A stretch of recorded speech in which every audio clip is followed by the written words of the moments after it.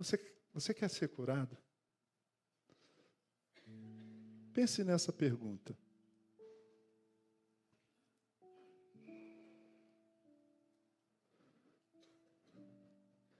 Você quer ser curado? Essa pergunta pressupõe algumas coisas.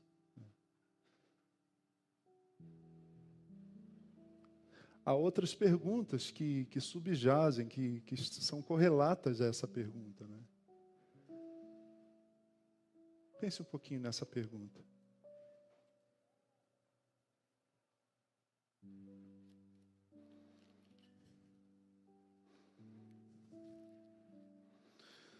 Algum tempo depois, João 5, verso 1. Algum tempo depois, Jesus subiu a Jerusalém para uma festa dos judeus. Há em Jerusalém, perto da Porta das Ovelhas, um tanque que em aramaico é chamado de Betesda, tendo 5 entradas em volta.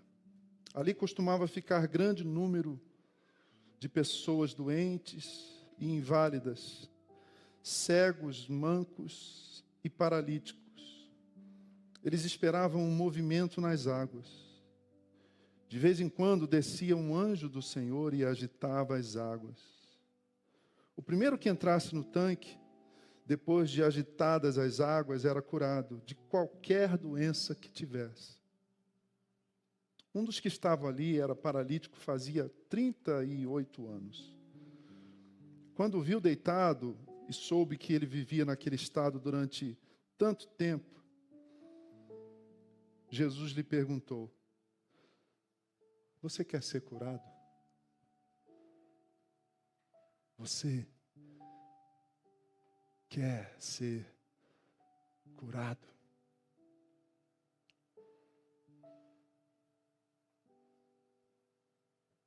Você consegue imaginar Jesus perguntando isso para aquele homem ali na beira daquele tanque, daquela cisterna? Jesus se dirige àquele homem no meio da multidão e fala assim: você quer ser curado?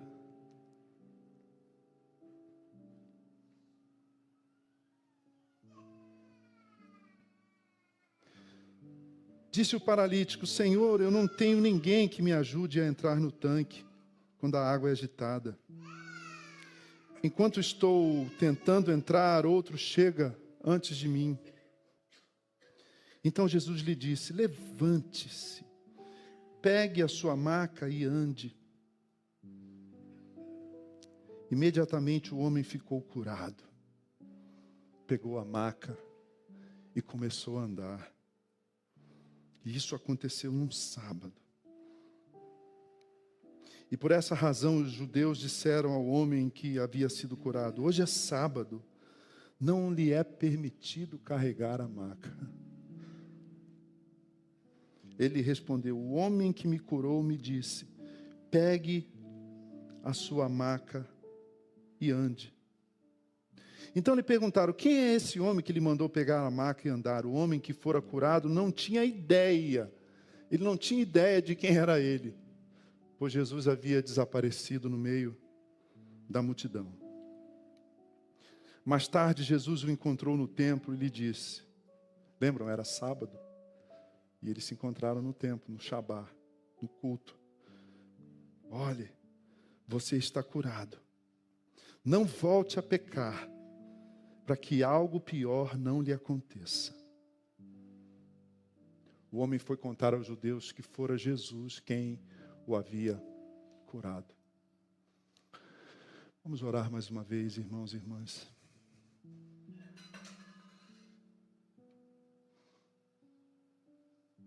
É a tua palavra, Senhor, que está aberta diante de nós, que está posta à nossa frente.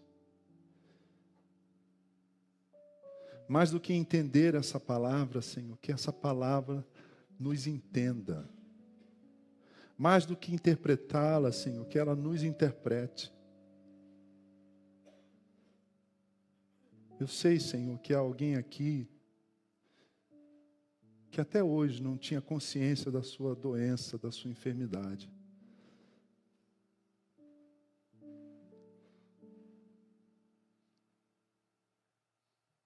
A doença física é mais fácil de identificar.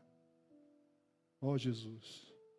Mas a doença emocional, a doença do coração, dos afetos, da alma, e a doença do espírito, são muito mais complexas. Então nós pedimos, Senhor, que a luz do Teu Espírito Santo brilhe nesse lugar. E ilumine as trevas do nosso coração, Senhor. Porque conforme cantamos na oração, antes de começarmos aqui, a nossa oração nessa manhã é a oração de Jeremias. Sara-me, Senhor, e sararei. Salva-me e serei salvo. Vamos dizer juntos, Jeremias 17:14. Sara-me, Senhor, e sararei. Salva-me e serei salvo. Uma vez mais. Sara-me, Senhor, e sararei. Salva-me e serei salvo. Amém.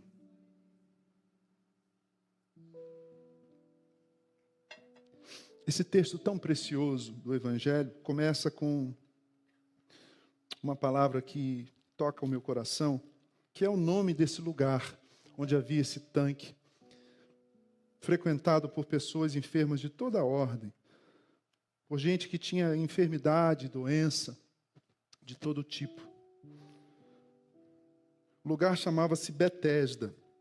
A palavra Betesda, uma interpretação para a palavra Betesda é casa ou lugar da misericórdia divina.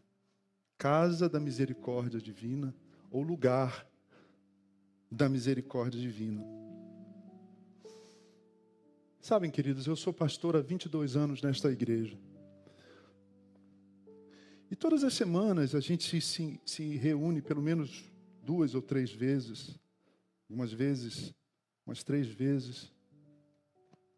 Eu sei que nem todos podem estar aqui todos os domingos. Eu gostaria que todos estivessem aqui, mas por razões, às vezes, profissionais, você tem que viajar, você tem que resolver algum problema. E você não está aqui. Mas se você estiver aqui todos os domingos, serão 52 encontros. 52 vezes por ano, no mínimo, a gente vai se reunir. Você senta aí, você canta as canções, você sorri para quem está à sua esquerda, à sua direita, você abraça alguém. Você pode não gostar da música, ou pode achar o sermão um pouco inspirativo, um pouco ungido. E aí você, depois da bênção, você se despede dos seus irmãos, dos seus amigos, e você vai embora. Mas para quem é pastor, para quem ministra aqui toda semana, sobre nós há uma incumbência, uma responsabilidade, um encargo pesado, sabia? Porque o desejo do nosso coração de pastor não é fazer uma reunião agradável, não é preparar uma liturgia bela, como a gente está fazendo aqui hoje de manhã. Não é ser, assim, inovador na interpretação teológica do texto pregado.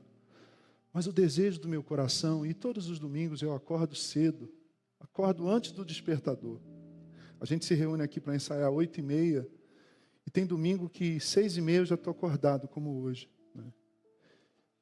E eu fico pensando no que eu vou pregar, no que o Senhor pôs no meu coração. Eu fico pensando em vocês, nas suas necessidades, nas suas demandas, nas suas provações, nas suas lutas, nos seus pecados e nos meus pecados. E sabem, é para isso que existe igreja, para gente como eu e você, que precisa da misericórdia divina. Igreja é Betesda. Essa palavra Betesda, casa da misericórdia divina, lugar da misericórdia divina, faz sentido para mim. Porque a igreja é lugar, como a gente vê aqui no texto, de gente enferma. Igreja não é lugar de gente perfeita. Um autor americano que eu li uma vez, um teólogo, disse algo que eu guardei no meu coração como assim, algo axiomático, como uma verdade inquestionável.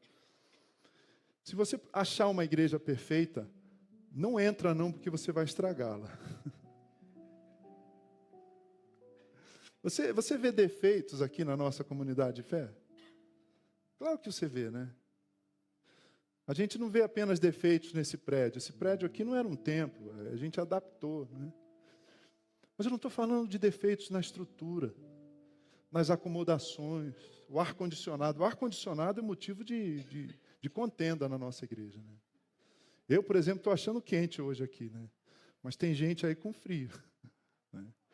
Os defeitos desse ambiente, dessa ambiência, não dizem respeito a esse prédio, dizem respeito a nós. Nós somos pecadores. Nós somos gente. O Martinho Lutero tem uma expressão em latim, os teólogos gostam de usar frases em latim, né? O Martinho Lutero diz assim, de simultâneo, né? Na verdade, simul justus et peccator. Ao mesmo tempo justo e pecador. Essa Betesda, esse lugar da misericórdia divina, é povoada por essa gente que é ao mesmo tempo justa e ao mesmo tempo pecadora. Por isso, a primeira coisa que esse texto provoca ao meu coração e à minha reflexão, fica aí com o texto aberto, o texto ligado, é que nós não deveríamos nos surpreender quando a gente entra em contato com as enfermidades das pessoas, com as doenças das pessoas. A gente idealiza a igreja.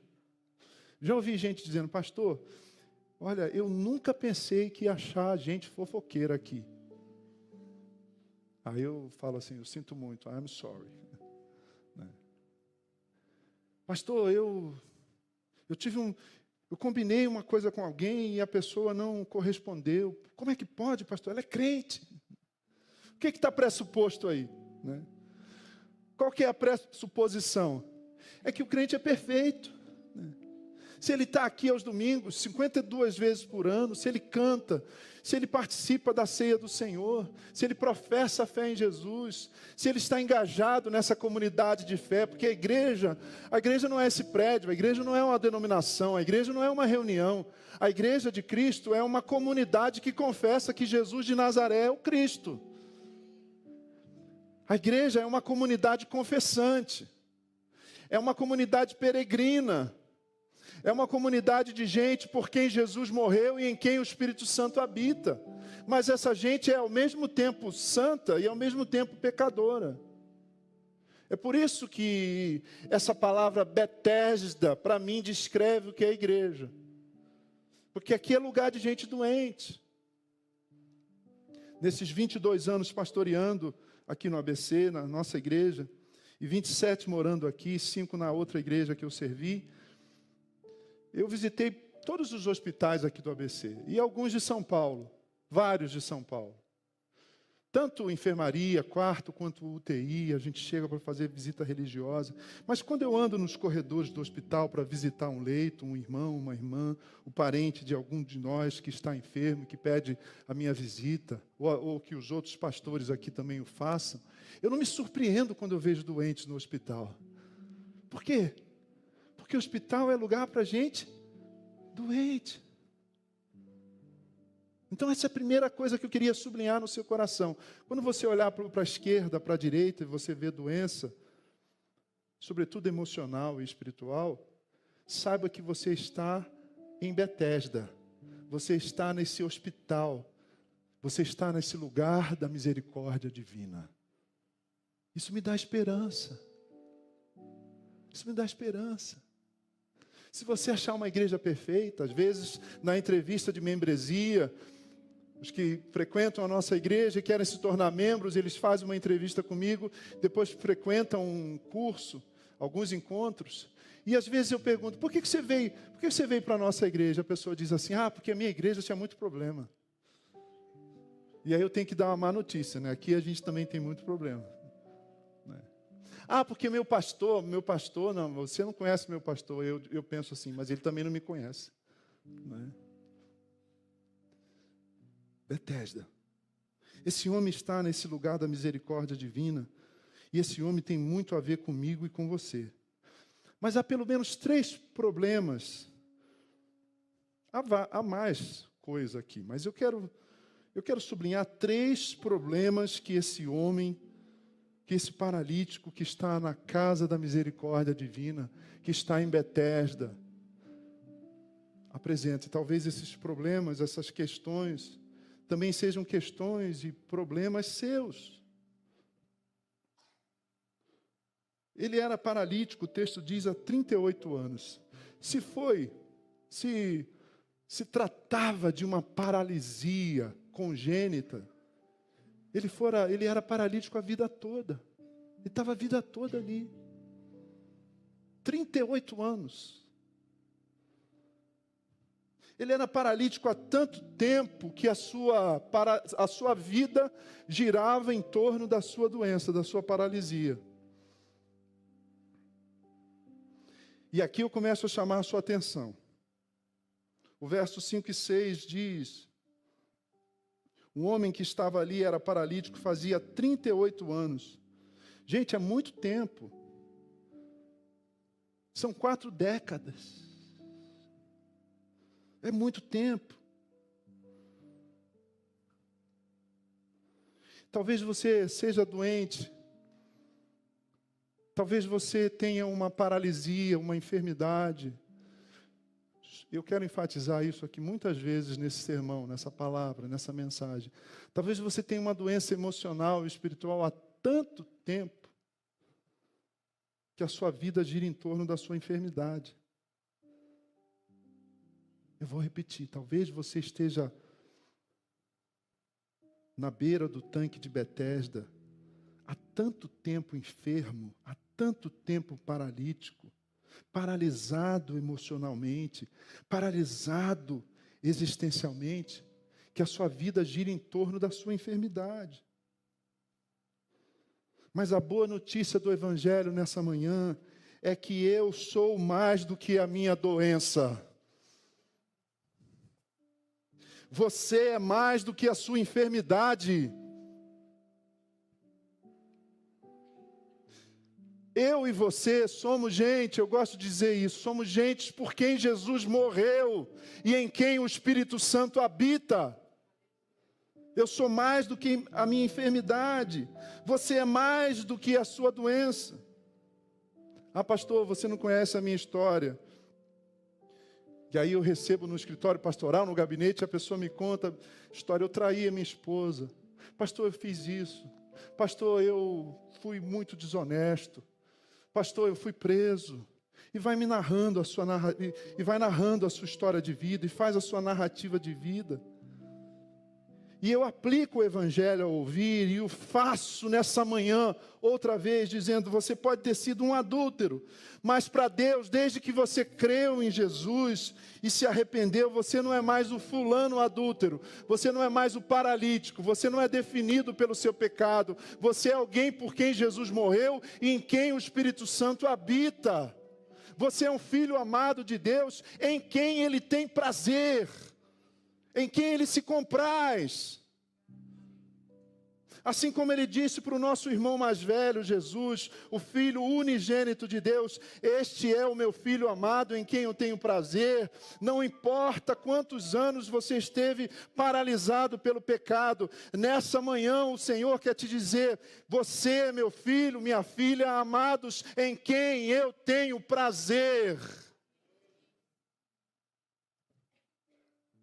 Se você foi um comerciante, um empresário desonesto, desde que você creu em Jesus, desde que você confessou sua fé em Jesus, depositou nele a sua confiança, você não é mais um empresário desonesto, você é uma pessoa por quem Jesus morreu e em quem o Espírito Santo habita. E Ele olha para você e diz, esse é meu filho amado, eu tenho prazer nele. A lista é grande. Você pode ter sido um racista, um preconceituoso, um moralista hipócrita. Pastor, eu fui religioso. Pastor, eu fui muito hipócrita, pastor. Será que há esperança para mim? Desde que você confiou a sua vida a Cristo Jesus. Desde que você depositou nele a sua confiança, você é alguém por quem ele morreu e em quem o Espírito Santo habita. E ele olha para você e não vê uma pessoa assim. Ele vê um filho amado em quem ele tem prazer. Você completa a sua história aí. Preencha as lacunas. Não se defina pela sua sombra. A sombra não é a coisa. A sombra é a projeção da coisa. Quando a luz incide. Não se defina pela sua sombra. Defina-se pela luz do Evangelho, da graça de Deus. Eu não sou definido pelo que a minha doença fez comigo. Eu sou definido pelo que Cristo fez com a minha doença. Você quer ser curado? Então, o primeiro problema é que aquele homem era definido pela sua enfermidade. Ele é simplesmente um paralítico. Ele não tem nome, ele não tem história. Você tem nome, você tem história. Você é alguém por quem Jesus Cristo morreu e em quem o Espírito Santo habita. O segundo problema decorrente desse primeiro é que talvez ele não quisesse ser curado, sabia? Assim como você e eu, talvez não queiramos a cura. Isso parece um paradoxo, parece uma contradição. É duro pensar nisso, mas ter saúde dá mais trabalho. Olha que coisa, ter saúde pode dar mais trabalho do que ser doente. Talvez aquele homem vivesse da sua doença, talvez ele lucrasse da sua enfermidade. A sua enfermidade era tão antiga e tão enraizada que passou a ser a sua fonte de vida. Ele vivia da sua enfermidade. Noite e dia ele ficava ali à beira do tanque, recebendo esmola, sendo objeto da compaixão ou do desprezo das pessoas. Talvez ele tivesse se acostumado tanto com a sua condição de mendicante, de pedinte, de mendigo, de viver de esmolas, que ele não estivesse, ouçam isso, que ele não estivesse disposto a encarar a vida de frente. Porque para a gente ter saúde, a gente tem que encarar a vida de frente. Se a gente quiser alimentar nossa identidade a partir tão somente da nossa doença, por incrível que pareça, isso é mais cômodo. Porque eu sou objeto da misericórdia dos outros, da pena dos outros. Talvez ele não estivesse disposto tanto tempo, 38 anos. Já me acostumei aqui. Dá uma esmola, por favor. Dá uma esmola, por favor. Dá uma esmola, por favor. Olhe para mim. Ele não estivesse disposto a pensar, a sonhar, a ansiar por uma vida em que ele não fosse mais definido pela sua enfermidade, mas pela sua saúde. Ele perdera a dignidade, provavelmente. Eu lembro de uma canção do Dominguinhos, que diz assim: e sem o seu trabalho, o homem não tem honra. Tantos fios aqui que eu estou me sentindo preso. Sem o seu trabalho, o homem não tem honra. E sem a sua honra, se morre, se mata. Ele estava ali, indigno. Ó céus. Lembra do desenho animado? Ó céus, ó azar, ó vida, aquela nuvenzinha chovendo só em cima dele. Pobre de mim. Senhor, eu quero ser curado, mas eu não consigo. Senhor, eu quero ser curado, mas ninguém me ajuda, poxa vida, ninguém me ajuda. Tadinho de mim. Faz sentido isso para você? Para mim faz muito sentido. Eu quero ser curado, Senhor, mas não depende de mim. Não depende de mim. É aquele complexo de Gabriela, né? Eu nasci assim, eu cresci assim. Quase que a igreja fala, Gabriela. Quem tem menos de 40 anos não entendeu a piada, né? Então, sabe qual é o desafio que nos é posto nessa manhã? Nós precisamos olhar para o fundo do nosso coração e fazer a seguinte pergunta: como seria a minha vida sem essa doença? Como seria a minha vida sem essa paralisia? Como seria a minha vida se eu não dependesse da pena, da compaixão, da misericórdia dos outros? Ter saúde pode dar mais trabalho, frequentemente dá mais trabalho do que ser doente. Para começar, tem que comer direito, né? Eu fui no médico assim essa semana, voltei deprimido. Clínica geral, hemograma completo, aquela coisa toda, aquele scan da nossa alma, né? Escaneia tudo, né? Aí ela falou assim, olha, o senhor poderia emagrecer 10 quilos. Gente do céu, não se faz isso com um pecador, né? Com um pregador, né? Você tem 1,92 m, você poderia ter... Teu peso ideal é 90, 92 quilos. Voltei deprimido, entendeu? Lembrando do meu doce de leite de Viçosa que eu tinha comprado. Ah, você não fuma, não bebe, né? Pelo menos uma lata de doce de leite, assim, né? Um pote de sorvete. Né? Não dá trabalho ter saúde, irmãos? Dá trabalho. Você tem que fechar a boca e se mexer, né? Você tem que lidar com as questões da sua alma, do seu coração. Você tem que se abrir para a cura, né? Qual é o primeiro problema? A identidade dele estava na sua doença.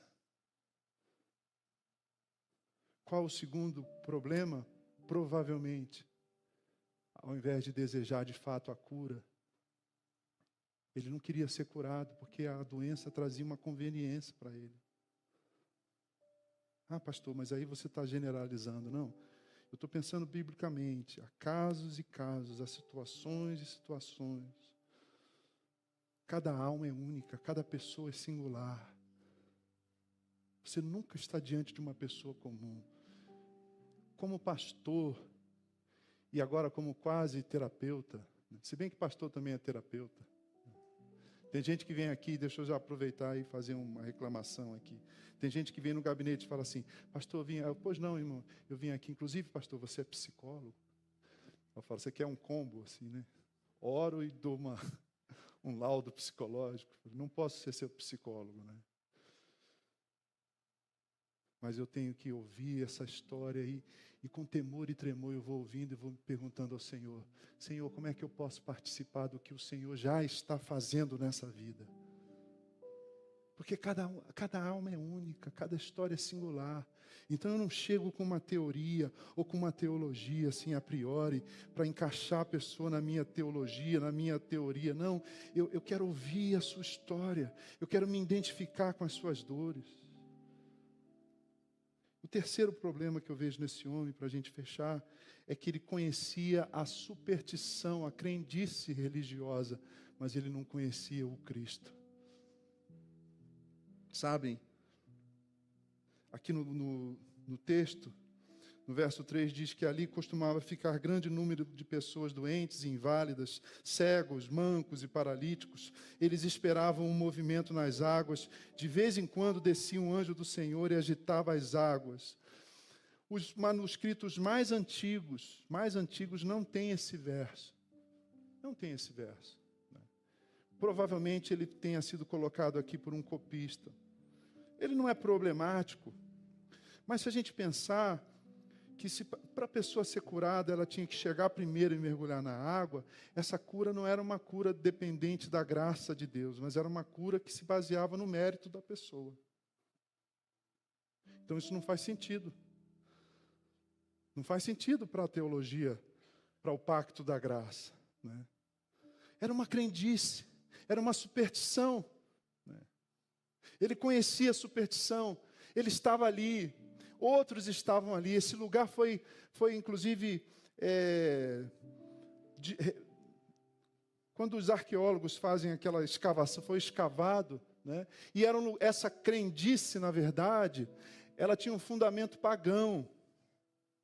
Eles diziam que ali no passado houvera um templo dedicado a Esculápio, o deus grego da cura.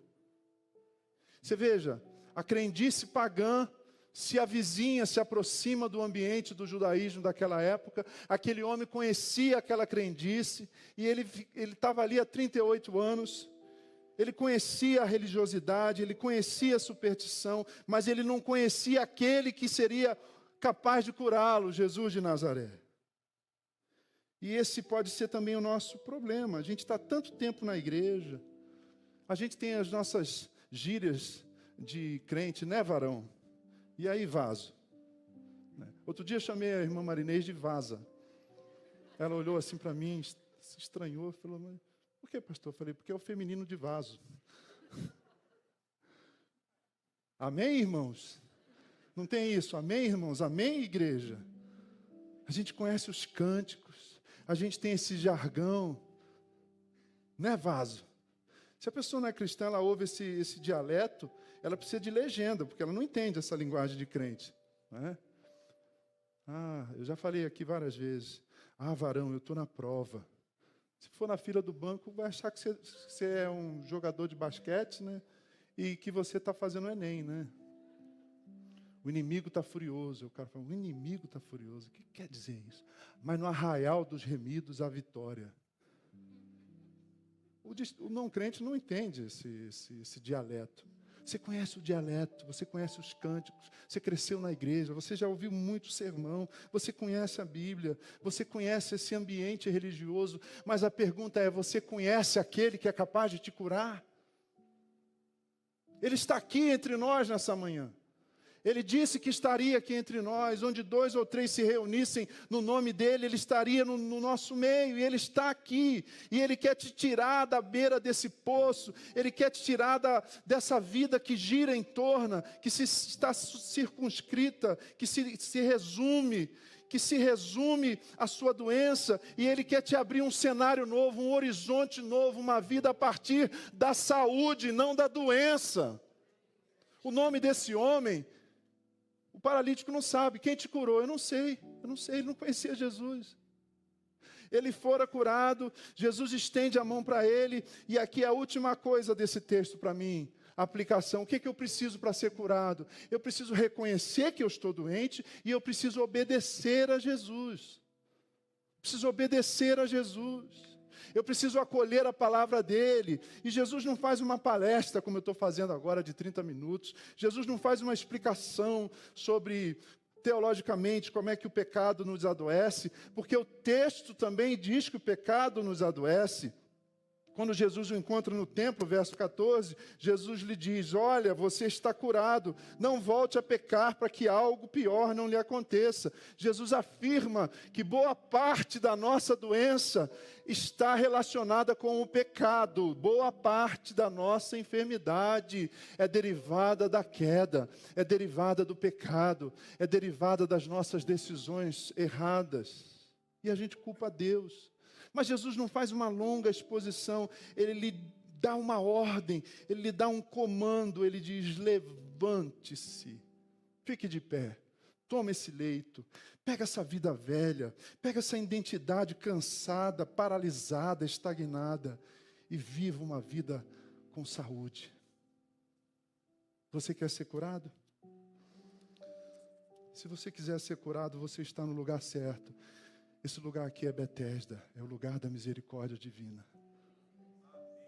Olhe para o seu coração, feche os teus olhos. Feche os teus olhos. Mas que o teu coração se abra para a palavra de Deus hoje de manhã.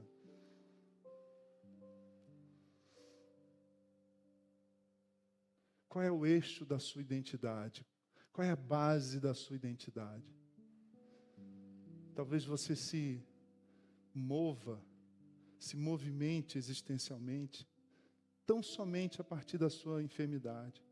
Quando alguém lhe diz, vamos fazer isso, você fala, eu não consigo. Não, eu sou muito tímido.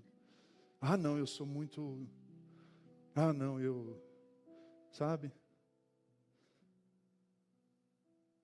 Ah, pastor, você não conhece a minha história.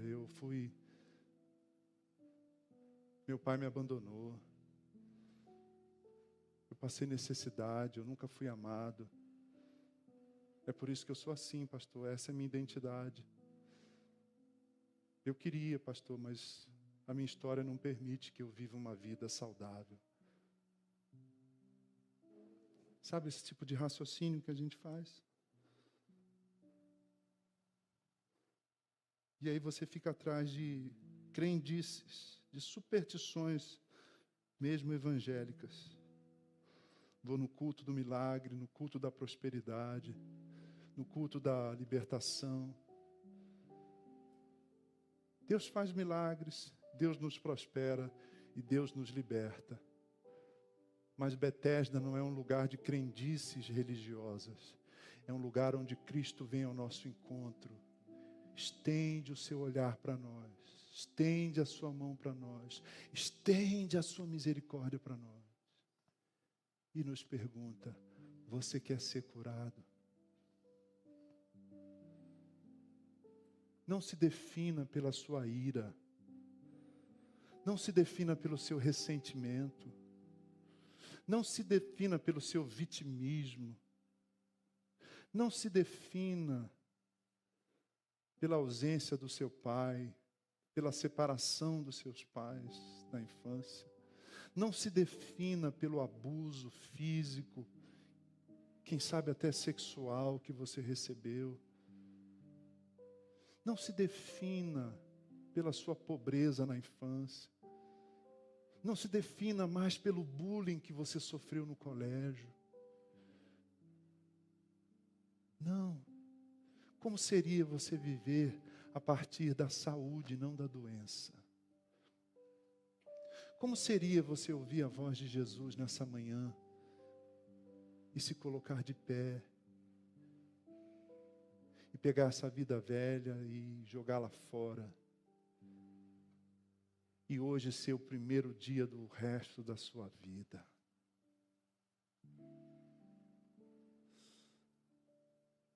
Fique um tempinho pensando nessas verdades.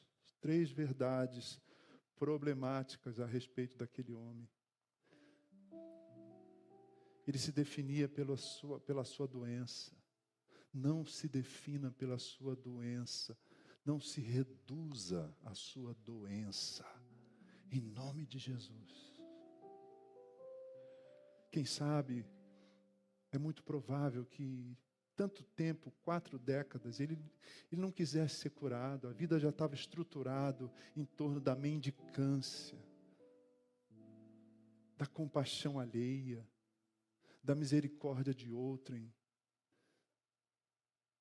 E aí ele se vitimiza, assim como eu me vitimizo e você se vitimiza tantas vezes.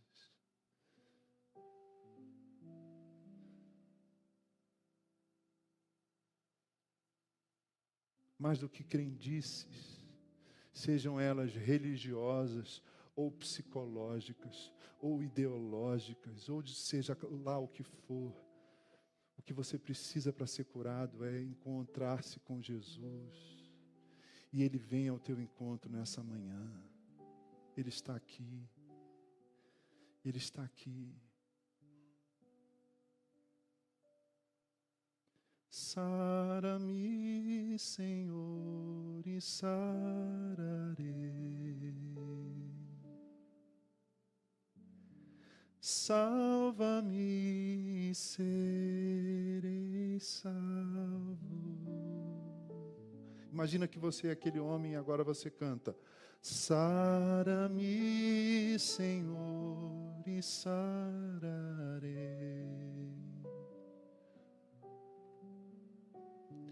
Salva-me, serei salvo, pois Tu és o meu louvor, pois Tu és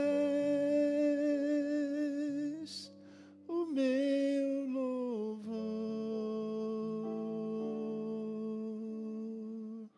Sim, Tu és o meu louvor,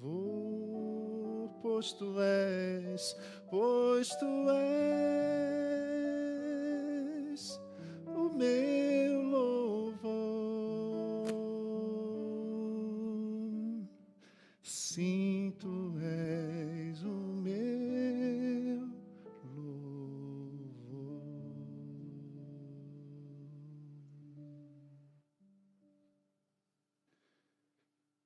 Jesus está aqui e Ele quer te curar. Você quer ser curado? Não se defina, não se reduza à sua enfermidade. Não se acomode à sua enfermidade. E não coloque a sua esperança em crendices. Coloque a sua esperança naquele que vem ao nosso encontro, que nos vê à beira do poço da nossa mendicância, da nossa paralisia, da nossa doença física, emocional, espiritual, e nos diz: você quer ser curado? Então se levante. O que significa esse levantar-se? Significa obedecer a Jesus, significa desejar outra experiência de vida, significa fazer aquilo que só você pode fazer. Que Deus te abençoe nessa manhã, que essa manhã esteja para sempre marcada no seu coração, como a manhã em que você reconheceu que estava doente, mas que poderia ser curada por Jesus, por meio da graça. Pastor, eu posso fazer terapia? Você deve fazer terapia. Especialmente, sobretudo, se o terapeuta for cristão. Porque se você vai para um terapeuta que não é cristão, o que você vai ouvir aqui no gabinete pastoral pode ser rechaçado lá pelo terapeuta cristão, né? Porque no gabinete pastoral, a gente chama as coisas de pecado. Mas se o terapeuta não for cristão, ele pode dizer assim: isso não tem problema nenhum. Isso é só uma dependência, né? Outro dia eu li um livro do Karl Menninger, psiquiatra americano, psiquiatra, ele não era pastor, ele era um psiquiatra, que ele disse assim: o pecado desapareceu da nossa sociedade. Hoje tudo é transtorno, hoje tudo é descrito psicologicamente. Um psiquiatra que não era cristão disse que o pecado e a culpa desapareceu da nossa sociedade. Jesus diz no verso 14 de João 5, não volte a pecar, para que não lhe aconteça algo pior. O salário do pecado é a morte, irmãos. Mas o dom gratuito de Deus é a vida eterna em Cristo Jesus. Seja curado, para a glória de Deus.